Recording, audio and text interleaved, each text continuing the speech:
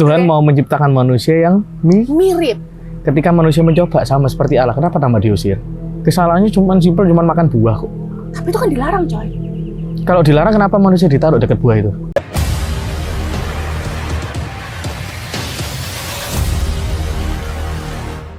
Jadi ayatnya itu yang di Yakobus berapa tadi?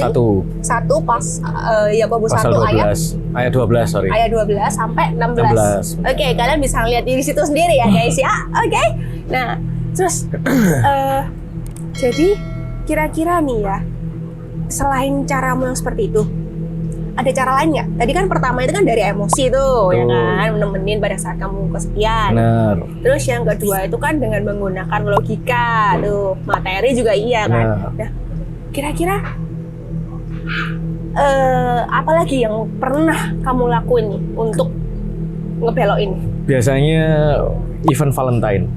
Event Valentine. Itu sering dipakai sama mereka. Jadi misalkan di restoran-restoran yang terkenal rame, ya. Mereka memang sengaja booking tempat di situ, tapi nggak dipakai. Nah, jadi buang-buang duit dong. Tapi modalnya mereka gede dong. Oh iya, kaya bulus, tajir. Oke, lanjut. Nah, tujuannya ketika ada pasangan muda yang ke sana dan mereka bingung cari tempat, seakan-akan mereka become a hero. Oh, mempersilahkan untuk memakai mejanya. Iya, jadi dia bilang, "Loh, kamu lagi nyari tempat ya?" "Oh iya." "Oh, nggak nemu kan? Ini loh, pakainya tempatku. Nggak usah bayar, wis. Aku yang bayar." Oh, oke. Setelah itu peluang tukeran kontak-kontak bisa. What? Valentine's. Gile. Banyak cara yang bisa dimasukin. Dari situ ya, kebanyakannya dari situ ya. Nah, kira-kira nih, apakah jemaat gereja setan nih? Aku ngomongnya jemaat ya, guys ya. Jemaat satanik nih, itu pernah masuk ke gereja yang gereja benar-benar gereja gitu? Pernah, pasti. Salah satu tujuannya mereka kan menghancurkan gereja. Menghancurkan gereja. Okay. Karena gini. Cara masuknya mereka gimana? Biasanya kan setan itu kan pasti panas tuh, kena worship, kena puji-pujian, menyembah. Ya, mereka tidak akan masuk di momen itu. Mereka tahu. Oh ya? Jam berapa sampai jam berapa tahu. Mereka kan pelajari itu. Terus nah, kebanyakan latar belakang mereka itu kepaitan dengan oknum pendeta. Oknum ya, aku nggak bilang profesi pendeta ya, oknum yang menyatakan dirinya pendeta. Karena ada beberapa orang yang mengaku pendeta, tapi sifatnya tidak mencerminkan tentang kekristenan. Banyak sih itu ya, sangat banyak. Dan kepahitan-kepahitan itulah yang salah satu dasar mereka untuk memberontak ke gereja juga. I see, kayak gitu. Nah, kira-kira nih, berarti masuknya bukan saat pujian dan penyembahan, tapi masuknya pada saat firman. Biasanya gitu. Nah, apa nih yang mereka lakuin? Mereka biasanya nyusup ke area altar call. Karena ketika altar call itu sebenarnya orang-orang yang imannya masih iman anak-anak. Nah, maksudnya bukan. Altar call itu apa sih? Altar call itu biasanya kalau setelah firman ada doa, bagi yang merasa butuh bantuan doa silakan maju kayak gitu. Momen itu dimanfaatkan mereka untuk nyerang roh. Makanya kalau aku saran untuk gereja-gereja yang ada sekarang ya, ketika ada ibadah, minimal ada pendoa syafaat yang berdoa di belakang gereja. Jadi ya nggak ikut tergabung di dalam ibadahnya, tapi mereka pendoa syafaat yang berdoa untuk kelancaran ibadah. Oh gitu dah? Supaya nggak bisa diserang gitu dari dalamnya. Bisa ya gitu ya? Bisa. I see. Aneh juga ya guys ya. Nah, setelah itu nih aku pengen tanya lebih lanjut nih. Kira-kira ya gereja yang benar-benar gereja itu tahu nggak sih sepak terjangnya gereja setan itu untuk membelokkannya seperti itu? Bad newsnya tidak semua tahu. Tidak semua tahu, tapi berarti ada yang tahu dong. Ada. Pernah nggak nih gereja benar-benar gereja nih ya, salah satu pendetanya nih ya, itu mencoba hal yang sama untuk menyelamatkan umat-umat yang tersesat? Pernah. Ada di satu kota di Indo. Berhasil? Enggak, malah jadi pelayan gereja setan pendetanya. What the heck? Dia mencoba niru cara gereja setan, jadi masuk ke dalam, menyusup untuk penjangkauan dari dalam langsung. Dan ternyata dia yang tersesat sendiri sekarang. Sampai sekarang. Detik ini, dan bahkan juga menjadi aktivis. Berarti imannya kurang kuat ya? Betul. Berarti imannya kurang kuat. Nah, kamu sendiri selama jadi aktivis di di mana di gereja Komunitas setan itu. nih, komunitas itu ya. Pernah nggak sih kayak melakukan ritual tumbal Di Indo setauku belum ada. Kalau di luar ada. di luar? Maksudmu Di luar negeri. Di luar negeri. Itu ada. Kalau di Indo belum ada. Oke, tumbalnya ini untuk apa sebenarnya? Jadi gini, kalau misalkan di Muslim kita nggak asing dengan yang namanya jihad, bener ya? Ah ya. Kalau di Kristen itu martir. Iya, ngerti. Nah, di mereka tumbal itu membuktikan kesetiaanmu sebenarnya dan membayar harga dari apa yang sudah kamu dapat. Kita nggak pernah asing dengan yang namanya Club 27. Club 27. Ya, jadi artis-artis di Hollywood ketika nanti umur 27 tahun biasanya dia ditemukan meninggal. Meninggalnya alasannya overdosis kayak atau apa. Padahal itu adalah tumbal gitu. Nah, tumbal itu ya identik itu kan dengan menumbal. Oke, aku mau nanya. Tumbal itu tumbal dalam hal apa? Dalam materi yang harus dia berikan Nyawa. Oke, nyawa ya. Nah, nyawanya itu, tumbal nyawa ini itu berasal dari mana? Dari orang-orang di sekitar, biasanya kan seperti itu tuh kalau tumbal ya. Atau diri sendiri? Diri sendiri. Karena kamu menyatakan mau. Mereka tidak bisa mengambil kalau kamu tidak mau, tapi kamu kalau dari awal sudah mau, kamu tidak bisa merubah itu. Oh, berarti sekarang pemikiranku tentang tumbal itu hal yang salah dong? Bisa jadi. Bisa jadi? Bisa jadi. Oh, berarti nggak sembarangan orang bisa dijadikan tumbal gitu Nggak ya? sembarangan. Dan kebanyakan tumbal itu, soalnya kan aku dengar-dengar banyak-banyak nih ya. Tumbal itu kira-kira mau menumbalkan siapa? Misal nih aku mau menumbalkan Iosan, orang tersayangku kayak gitu. Nah, itu bisa? Tumbal kalau misalkan kayak di pesugihan pun itu tergantung pesugihanmu minta siapa. Minta. Bukan kamu yang menentukan. Oh gitu ya? Dan mau nggak mau harus mau itu. Mau tidak mau harus mau. Oh, oke. Ya. Nah, setelah kamu ngebelokin ini nih, kan berarti kan tujuannya adalah memperbesar tuh gereja setan. Tuh. Nah, kalau misalnya gereja-gereja firman Tuhan, ya kan, itu kepengen kayak memperbesar jemaat-jemaatnya itu untuk kehidupan yang lebih baik, mengerti firman Tuhan dan segala macam. Tujuan akhirnya gereja setan. Jadi gini, mereka mengcover tujuan itu alasannya mereka itu supaya manusia punya pikiran yang lebih terbuka. Jadi jangan mau dibodohi oleh agama. Kebanyakan seperti itu. Nah, mereka menganggap ajaran agama itu aslinya pembeloan dari kodrat manusia. Menurut mereka seperti itu. Kayak di Alkitab contoh ya, manusia disebut jahat. Emang semua orang jahat. Nah, kayak gitu loh. Jadi mereka covernya seperti itu. Tujuan akhirnya ya mendukakan hati Tuhan pasti sebenarnya. Tujuan iblis kan gitu, supaya ketika manusia masuk ke jalan yang salah, Tuhan sudah sedih pasti. Ya kan? Ketika manusia disiksa di neraka, Tuhan makin sedih. Ya tujuannya buat hati Tuhan sedih sebenarnya. Tujuannya itu ya. Nyakiti Tuhan, balas dendam lah kasarannya gitu. Oke, jadi tujuannya gereja setan itu ya, tujuannya gereja setan ya, guys ya.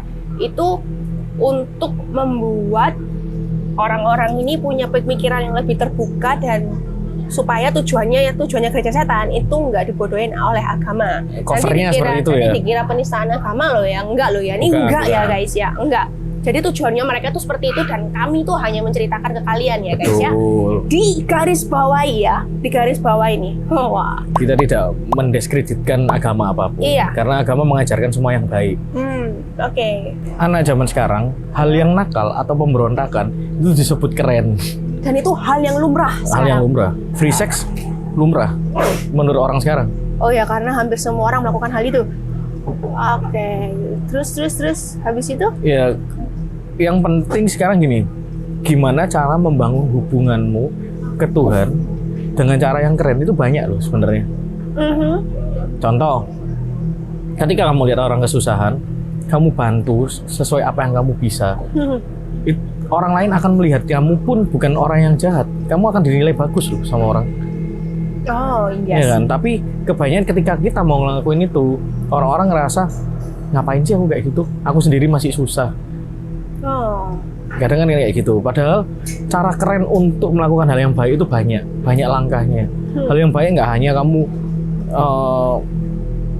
kalau orang-orang zaman sekarang kan ketika ada orang jatuh kamu tolong, cuman itu tok baik. Ya nggak seperti itu juga ya. Kayak tadi aku cerita ketika ada temanmu yang punya masalah, lagi depres, kamu nggak hanya perlu ngasih saran, tapi kamu nemenin aja cukup. Oke. Banyak hal baik yang masih bisa dilakukan kok. Iya, banyak hal baik ya. Terus orang-orang zaman sekarang ngerasa kalau ketika kamu terlalu aktif ke gereja atau apa, dianggap, oh kamu ini nerd. Nggak bisa kayak gitu juga. Nggak semua orang gereja nerd.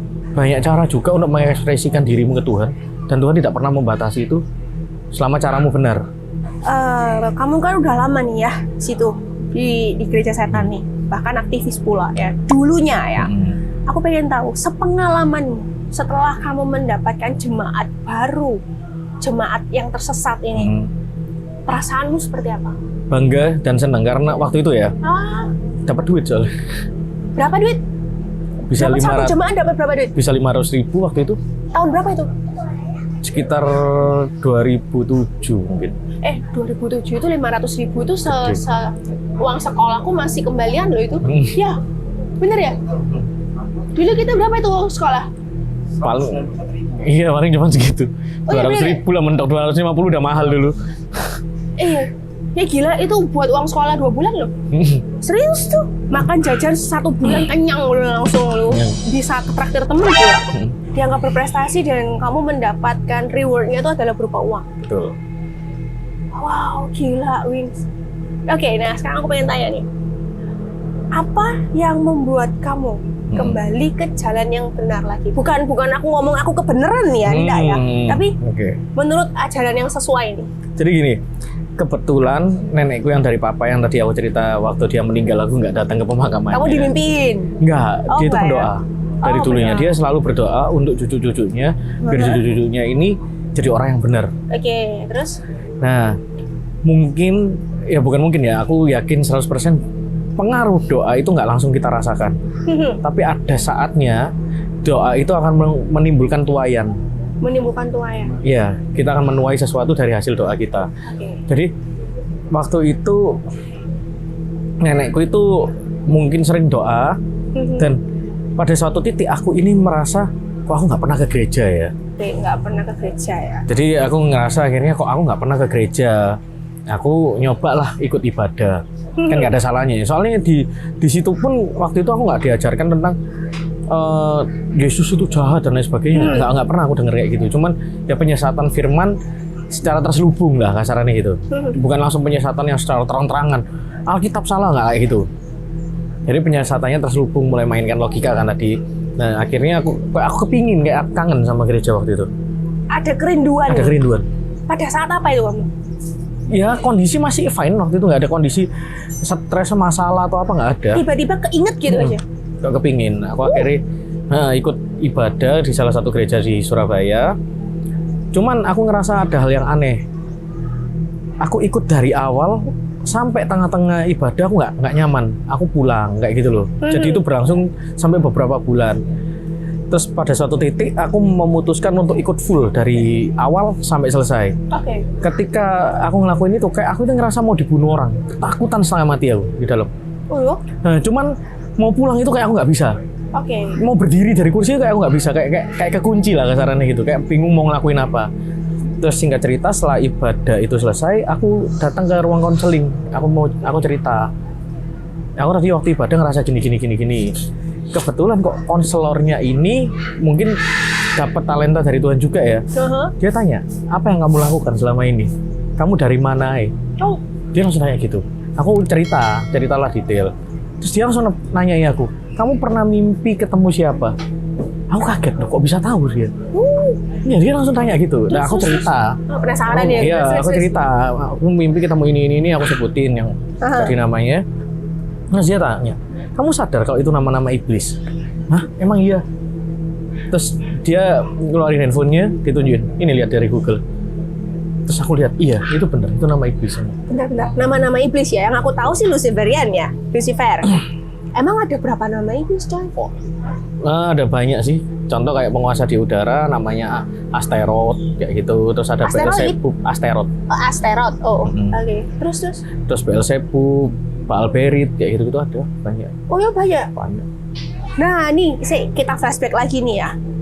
Gereja setan tadi kan kamu bilang itu ada teistik, Luciferian kan? semuanya ini itu menyembah Luciferian atau menyembah berbagai macam? Yang tadi aku bilang kayak contoh ateistik tidak menyembah ke siapapun. Siapapun, oke.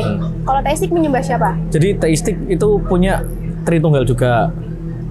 Tritunggal. Yang di tengah itu Satan, Lucifer, sama Beelzebub kalau nggak salah. Aku lupa namanya, udah agak lama. Kalau Luciferian hanya Lucifer. Fokusnya ke arah situ. Oke, mari itu flashback sedikit ya. Oke, mari kita ke depan lagi. Nah. Ya kan? Kamu ditunjukin nih, itu semuanya nama-nama iblis toh. Ya. Oke, terus habis itu? Terus dia bertanya, waktu kamu ketemu apa yang kamu rasakan? Aku bilang, aku takut. Aku nggak ngerasa damai. Aku gelisah, aku bilang gitu. Ya kan, dia bilang karena Roh Kudus yang Tuhan taruh di kamu sebenarnya sudah nyoba narik kamu keluar, tapi kamu memberontak. Ya akhirnya dia mengizinkan itu.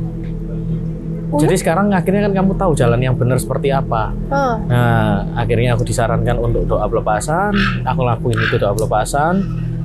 Ya puji Tuhan jalannya memang nggak gampang. Saat itu juga kamu doa pelepasan? Iya saat itu juga. Cuman untuk benar-benar lepas 100% itu butuh proses yang panjang. Berapa lama? Sekitar maybe 3 tahun. Maybe 3 tahun nih? Oh, apa yang bikin nggak gampang? Banyak ancaman yang terjadi mulai secara fisik maupun spiritual. What the heck? Jadi pernah satu ketika aku mau berangkat doa malam. Doa malam waktu itu ada salah satu gereja di Surabaya, gereja yang cukup besar mengadakan ibadah doa malam. Waktu itu jam 10 malam sampai jam 5 pagi doanya. Aku waktu itu mau berangkat sekitar jam 9. Setengah 10 di perjalanan tiba-tiba ban motorku itu kempes. Terus kempes itu sampai oleng. Jadi secara tiba-tiba aku akhirnya aku nyari tukang tambal ban, aku nggak nemu sampai aku doa, Tuhan aku ini cuma pengen doa malam, tolong bantu aku, buka aku jalan. Aku ketemu ada seorang tukang tambal ban yang tidur di pinggir jalan. Nah, aku banguni, terus sama dia coba dibongkar bannya. Ternyata waktu zaman dulu kan motor masih ada ban dalamnya kan. Nah, motorku itu masih motor yang keluaran tahun 2005. Nah, ban dalamnya itu putus, kayak dipotong gunting. Waktu dia ngeluarin aku lihat langsung, dan itu aku ditemenin sama salah satu pemimpin rohaniku dulu. Gitu. Nah, aku cerita motorku kempes, bantu aku dong di sini. Dia datang, terus dia lihat langsung. Nah waktu itu bannya benar-benar putus, kayak dipotong, kayak digunting, rapi putusnya. Nah akhirnya dia bilang, loh kamu masa nggak kerasa ini harusnya kempes dari rumahmu? Enggak, kempesnya barusan kok. Gitu. Nah akhirnya diganti, singkat cerita diganti, aku berangkat. Hari Minggunya aku lagi enak-enak nyetir, waktu itu bareng salah satu teman gereja, mau pergi ke gereja, ibadah minggu. Motorku itu kayak bannya ditarik orang, jadi tiba-tiba oleng jatuh. Olengnya itu bukan kayak kepreset gitu, bukan, kayak ditarik ke samping. Langsung kayak pam gitu. Bannya yang ditarik. Jadi kita posisi lurus, kalau ban ditarik ke kiri kan jatuhnya ke kanan gitu. Kayak gitu. Oh ya? Kondeng. Aku kira itu hal yang nggak bisa bikin terlalu lama gitu ya, kamu rada susah lepas gitu ya, itu karena ada uang di sana. Enggak sih. Habis itu kayak talenta yang dengar pikiran gitu yang aku. Soalnya ketika aku sudah tahu itu, aku merasa yang mereka kasih semua ini sia-sia buat apa? Gitu. Daripada yang dijadiin dijadiin taruhan nyawaku kan. Nah, setelah berartinya itu yang nggak bisa kamu, yang susah bikin lepas itu dari segi fisik sama rohani, roh ya. Nah, dari secara spiritual terus. Untuk menjalin hubungan sama temen, kayak temen ini susah akrab sama aku kayak gitu. Ya mereka mulai kayak reminder lagi masalah-masalah yang aku dibuang kayak gitu. Kamu sudah diterima di sini kok kamu kayak gini, kayak gitu loh. Jadi aku mulai kayak reminder. Iya, terus mulai keuangan dibuat bener-bener hancur lagi, kosong. Tapi kalau itu aku masih bisa memahami, karena kalau Tuhan ngasih berkat, itu kan sesuatu yang kudus dari Tuhan. Sesuatu yang kudus itu nggak bisa dicampur dengan sesuatu yang nggak kudus. Otomatis Tuhan akan mengosongkan gelasmu yang kotor tadi untuk dicuci dan diisi dengan berkat yang baru kan gitu. Iya. Jadi aku sempat ngerasain kesusahan lagi secara material. Pernah. Berarti waktu kita job bareng-bareng, magician bareng-bareng nih, waktu kamu kenal aku ya, itu kamu kerja setan? Iya. Tapi kenapa nih ya? Kenapa kamu nggak berusaha untuk ambil aku? Gini, kalau aku ngomong terang-terangan, kamu harus ikut aku. Apa kamu langsung mau? Enggak, tapi kan dengan cara metodemu yang seperti itu. Why? Kenapa kamu nggak berusaha untuk membelokkan? Kita memilih, kalau aku ya, prinsipnya aku milih orang-orang tertentu yang lebih baik aku nggak kenal. Karena lebih gampang menghindari perdebatan. Oh gitu. Oh, I see. Ya. Wow. Keren ya guys ya. Jadi Oke. Kalau orang udah kenal kan biasanya kalau diajak, nggak mungkin bisa kamu gini kamu salah gini kan, biasanya akhirnya debat. Akhirnya debat malah hubungannya jadi hancur ya. Benar. Oke. Ya. Nah, baik lagi nih. Terus kira-kira selain kayak kamu dicelakain dari motor, apa yang pernah terjadi sama kamu? Kejadian terakhir benar-benar tobat ya? Paling hebat itu di tahun 2013 lah. Oke. Waktu itu aku masih pacaran sama pacarku, bilang aku pengen bener-bener tobat, aku pengen berubah, aku pengen bener-bener pelayanan lagi di gereja. Terus aku bener-bener pengen fokus untuk bangun hidupku kembali, karena aku tahu dulunya aku tersesat dan lain sebagainya. Terus paling selisih sebulan kemudian aku divonis kanker. Kanker apa nih? Getah bening. Jir, stadium berapa? Masih, puji Tuhannya masih awal. Itu pun ketawanya gara-gara aku iseng ronsen. Jadi aku gejalanya cuma kayak batuk biasa. Terus aku iseng ronsen, ternyata ditemukan kanker yang ukurannya sudah besar, 14 cm x 9 x 10, dan posisinya neken jantung sama paru-paru. Itu yang nyebabin aku batuk. Itu kayak bola dong. Gede, 14 cm itu berarti udah segini. Kalau di jantung berarti udah segini. Oke, kasih. Wow. Terus jadi aku batuk. Terus anehnya kok aku penasaran ya, bentuk paru-paruku itu seperti apa. Waktu itu cuman iseng itu. Akhirnya ke klinik, aku minta, aku kan pumpung batu nih, aku pengen ronsen dong. Dikasih rujukan ronsen. Waktu dikasih itu, aku kaget. Kaget ada kanker, ada cancer. Sekarang cancermu gimana? Sembuh? Puji Tuhan sembuh, sudah jalan 10 tahun. Udah jalan 10 tahun ya, 2013 benar. Berarti itu mujizat dong? Mujizat dong. Oke. Iya. Terus tapi dari mujizat yang aku alami, fokus utamaku itu bukan dari kesembuhannya. Toh aku sembuh, jadi gini. Ini sekedar pengetahuan ya, maksudnya berbagi sharing ya, sebagai orang yang pernah sakit. Kebanyakan orang sakit itu fokus utamanya adalah kesembuhan. Betul. Padahal waktu aku sakit, waktu itu fokusku adalah aku bilang ke Tuhan waktu di rumah sakit, di salah satu rumah sakit swasta di Surabaya, aku bilang, Tuhan, kalau Yusuf Tuhan bisa pakai di penjara, Tuhan juga bisa pakai aku di sini. Pakai aku Tuhan. Aku cuma waktu itu gitu. Jadi sekamar dulu isinya 7 orang, aku doa untuk mereka.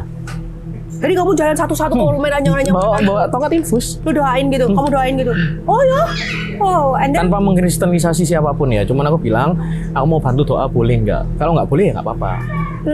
Begitu boleh ya sudah, aku doain kayak gitu. Dan hampir setiap harinya aku melihat mujizat itu. Hampir setiap hari? Hampir setiap hari. Yang kamu doain sembuh? Bahkan ada satu, mungkin jadi penonton juga, halo.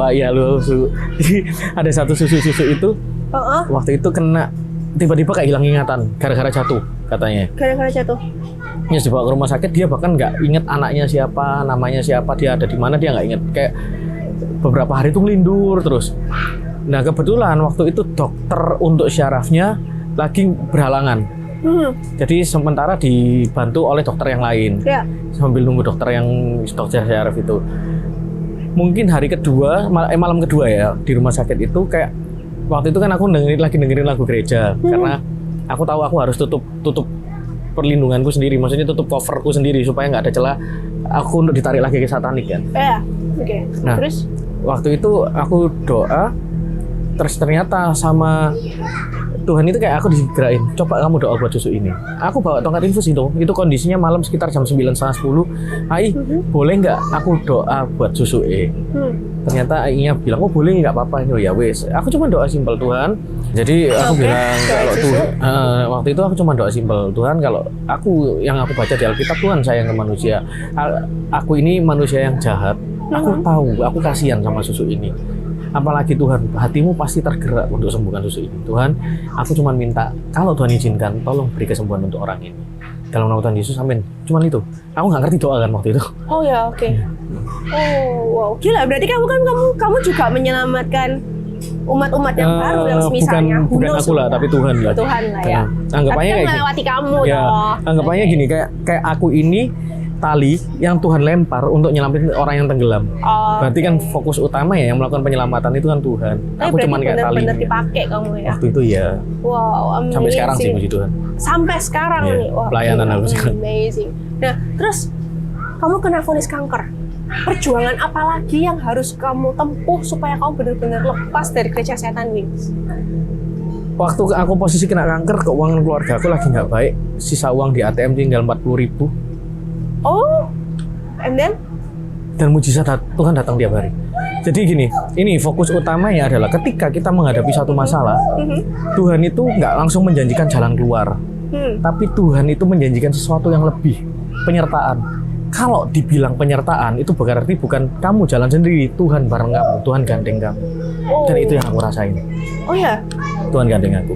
Wow, amazing. Aku pengen tahu sih, rasanya seperti apa ketika Tuhan itu datang menyertai kamu? Kayak aku merasa digandeng gitu. Ya, jadi apa rasanya? Kayak apa? Dulu aku orang yang merasa kesepian, ternyata oh enggak ya, ternyata selama ini ada banyak yang memperhatikan aku. Aku mulai sadar dengan hal-hal positif yang ada di sekitarku. Terus ketika aku menghadapi satu masalah, aku memandang satu masalah ini bukan hanya dari sudut pandang depan aja, kita bisa melihat dari segala sudut pandang. Ternyata masalah ini bukan masalah yang terlalu besar kok. Ada jalan keluar yang tersedia. Kadang kan orang yang merasa putus asa ketika dia merasa masalah itu nggak ada jalan keluarnya. Oke. Salah. Karena yang menghadapi masalah seperti itu bukan cuma kamu. Ada banyak orang yang pernah di posisimu dan mereka bisa buktinya. Oh. Kadang kita merasa, loh, kan itu orang lain bisa. Kan aku belum tentu, aku kan beda sama orang lain. Kamu membandingkan dirimu dengan orang lain, tapi yang kamu bandingkan kelemahanmu, sedangkan kamu nggak pernah lihat potensi kelebihanmu dibanding orang lain juga ada. Itu yang membuat orang putus asa biasanya. Iya, biasanya itu sih memang. Biasa itu. Jadi kayak penyertaannya itu memang kayak musisi itu sering terjadi gitu ya. Oke, nah selama proses 3 tahun kamu benar-benar mau keluar nih ya, benar-benar mau keluar dari gereja setan. Berarti penyertaannya Tuhan yang kamu rasain itu nggak pernah berhenti dong? Nggak pernah berhenti sampai sekarang.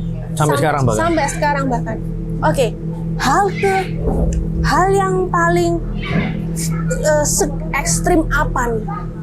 Yang gimana ya cara ngomongnya ya guys ya? Aku pengen tahu nih, hal yang paling ekstrim pada saat kamu tuh mau keluar dari gereja setan. Apa kira-kira? Selain kanker, selain kamu mau ditarik lah dan segala macam. Bapakku sakit, barengan sama aku. Jadi kita pernah dirawat di satu ruangan yang sama. Oh ya? Oh oke. Itu sangat ekstrim ya. Wow, amazing. Berarti itu menghalalkan segala cara supaya kamu nggak keluar dari gereja setan. Supaya kamu balik ke mereka. Oh, oke. Berarti itu menyerang orang-orang yang kamu kasih juga berarti. Ngerembet nih jadi. Chain reaction. Oke. Nah sekarang ini aku mau nanya nih, apakah kamu bener-bener lah tobat nih? Iya. Bener-bener ya? Sekarang pelayanan di gereja. Sekarang pelayanan di gereja udah berapa lama ini? Udah beberapa tahun bahkan. Udah berapa tahun? Oke, nah aku pengen kamu kasih penontonku ini, viewers yang tercinta ini kayak jangan lah, kan ini pengalamanmu ya. Aku pengen viewersku ini juga dapat pengalaman dari kamu nih. Kira-kira pesan apa yang kamu mau kasih ke mereka? Nah, jadi gini, bukan aku merasa orang yang paling benar, tapi berdasarkan apa yang aku alami. Ketika kalian berusaha mengenali Tuhan, kalian tidak cukup hanya untuk mempelajari Tuhan, tapi kalian harus mengalami sendiri apa yang dinamakan dengan Kristus. Menurutku seperti itu. Karena sebaik-baik apapun kita, kalau kita nggak pernah ngalamin Tuhan, apakah kita bisa diartikan kita mengenal Tuhan? Kan belum tentu. Kita bisa mengenal seseorang berdasarkan apa yang kita alami setiap hari atau seringnya kita komunikasi sama orang itu. Kalau kita nggak pernah komunikasi sama Tuhan, gimana cara kita juga ngalami Tuhan? Terus ketika ada penyesatan datang, please jangan pernah mau diajak berdebat. please jangan pernah mau diajak berdebat. Betul. Intinya kamu harus sadar Tuhanmu baik, Tuhanmu menyertai, dan Tuhan pengen kalian menjadi orang yang baik Oke. dan benar. Garis bawahnya dikata benar. Benar. Benar.